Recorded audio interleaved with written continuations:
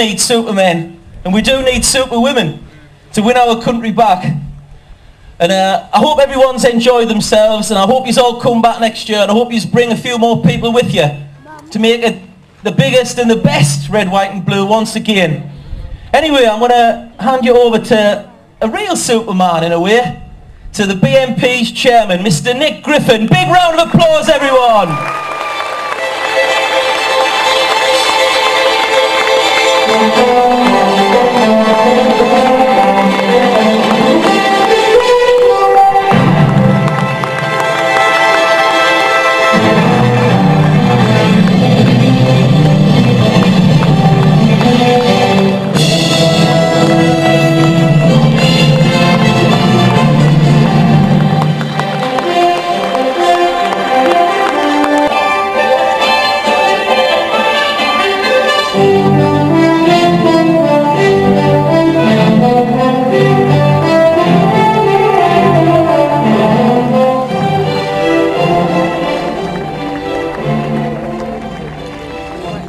Thank you all, thank you, fantastic turnout, thank you very much.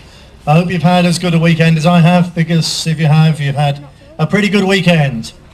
Now before I speak, I know thank yous have been said, but I want to say some thank yous from myself as leader of the party. If I was here thanking everybody who deserves to be thanked for making this such a wonderful event, we would be here for hours, so I've got to cut it short, but in brief, thanks to everybody who's helped.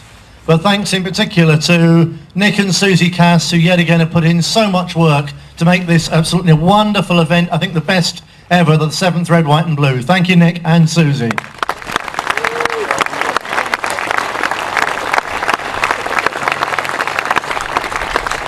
But all the work that Nick and Susie do through the year, in fact, to pull everything together would be of no use if we didn't have the marquees and the site organised. And that is down to Dave and Joan Shapcott and the tremendous team of people, mainly from Burnley and other places as well, especially in the northwest. They put together unsung heroes, Shapcotts, the whole family. Thank you.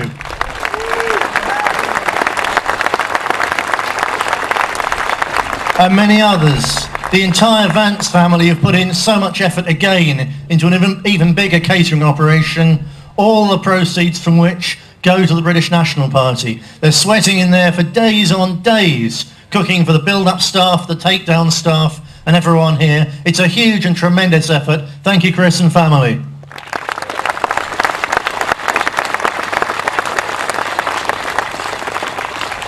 The whole setup and the takedown team. Most people here will be on their way home very shortly, and you'll be home tomorrow and the day after that and the day after that. Remember, there'll still be people here taking down, clearing up, making sure things are organised for the next time already. It's a huge amount of work, and thank you all to you. Thank you also to the Doc and Wendy for the fireworks, to all the stall holders who this year have put in so much effort. It's been absolutely wonderful, in particular to the top 3, to the Southwest, or the Bristol stall, which was tremendous with the medieval theme, to London, who would have definitely been first, had they only been here on time on Saturday, and to the Scots, who yet again squeaked it, helped by the natural advantage they have of kilts and all the other paraphernalia of being Scottish. But to them especially, but to all the stall holders who've done so much to entertain all of us, thank you very much indeed.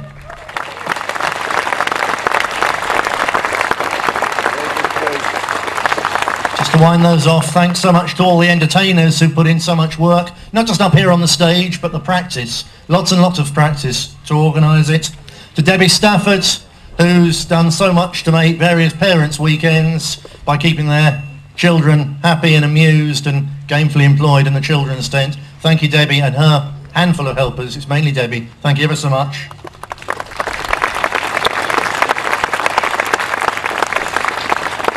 Thanks to my family, Jackie, the 4 kids, my mother and father have been here as well.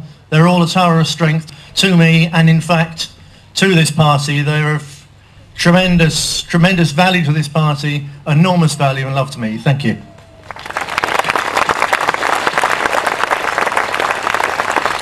Finally, thank you to Farmer John. I don't know if he's here, but if he didn't let us come here, we wouldn't be here. He's had several days of stupid threatening phone calls from assorted far left scrotes, but he stands up to it every year. Thank you very much, John.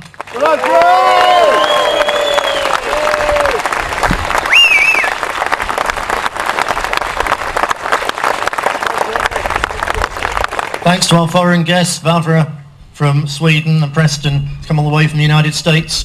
And absolutely finally, among those who are going to get thanked, even though others deserve it, thanks very much to security.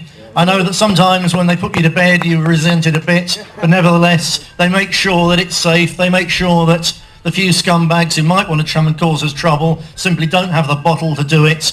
They help in so many ways. To Martin Reynolds, all the other lads, thank you very much.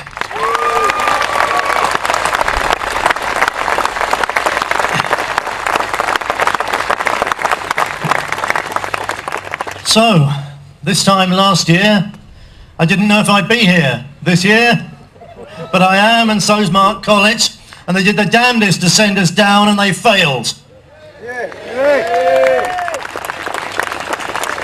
And more than that, they were doing their damnedest to destroy this party, and all they did was give us the biggest burst, the most sustained burst, and the best publicity that we've had to really push us not just into the minds of the British people, but into their hearts as well. So that one blew up in their faces. But as you know, we've got it all over again, starting on the 31st of October, when we're in court for a week to 10 days. Many of you I know have come to the previous trials. Whether you have or haven't, please get to this one on that first day especially. There's going to be a huge amount of media interest.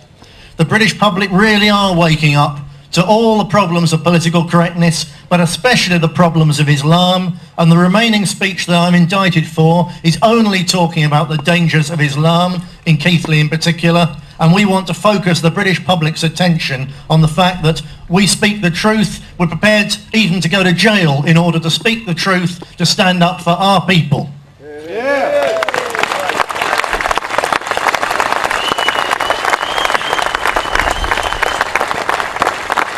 Now, obviously, I don't know what's going to happen from the 31st of October. I know we'll have a hard fight. I know the prosecution, they call it the Crown Prosecution Service. It's not Queen Bess sat up there signing it. It's Tony Blair and the rest of the new Labour riffraff. It's the Labour government against the British National Party, and they've got a mountain to climb because I was saying I'm being indicted for saying Islam is a vicious, wicked faith. And every single person on the jury will have been in Britain, or some of them about to travel on an airline over the end of this week just gone, and all of them are going to think, yeah, he's damn well right, isn't he? They've got a mountain to climb to convict me.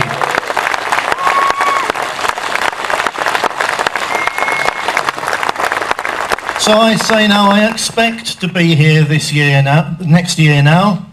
I don't think they'll get a conviction. I think it'll be another hung jury for the simple reason that juries are drawn not from the scrotes because they don't turn up for jury service, not for the rich liberals because they can get a lawyer to get them off out of the problems of attending jury service. They're drawn mainly from ordinary, hard-working, working class and middle class people. And amongst ordinary, hard-working, working class and middle class people in West Yorkshire, about a quarter have already voted British National Party. Yeah. So they're not going to vote to convict me or Mark. And we know from opinion polls that about half of them already agree with the British National Party. So they're unlikely to go for a conviction, especially when you think they agree with what they've read about us in the papers and seen us on television.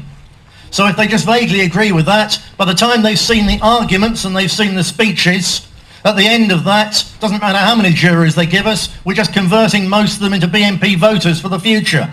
Yeah. The only way they'll get a conviction is if they rig that jury.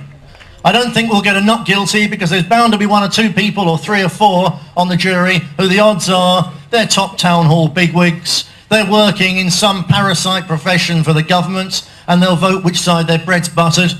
So they'll want to convict us. So it'll be a hung jury again and that'll be an end of it. They won't go again for a third time. That'll be an end, I believe. Unless they rig the jury. If they rig the jury, we will go down and the British public will be appalled, and it'll be the best thing that has ever happened, not to me, not to Mark, not to our poor families, but to the British National Party and the cause in this country.